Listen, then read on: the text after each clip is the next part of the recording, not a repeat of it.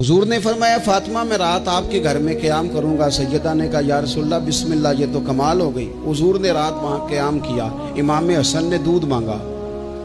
اچھا، حدیث کے راوی مولا علی شیر خدا ہیں، کہتے ہیں میں چپ کر کے سو رہا تھا، میں نے سائیڈ پہ چادر اوڑھی اور میں آرام کر رہا تھا۔ امام حسن نے دودھ مانگا، سیدہ فاطمہ اٹھنے لگی تو فرمایا نہیں فاطمہ آج میرے ساتھ سوئے ہیں، دودھ بھی میں ہی پلاؤں گا۔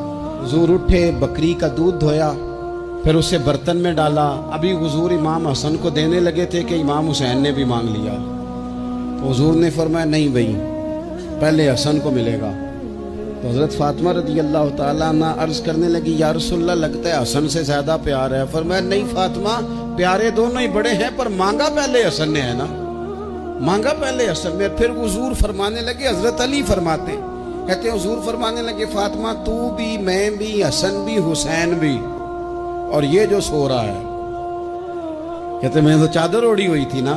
فرمایا فاطمہ میں بھی، تو بھی، حسنین بھی، اور یہ جو سو رہے ہیں، فرمایا سارے مل کے جنت میں داخل ہوں گے۔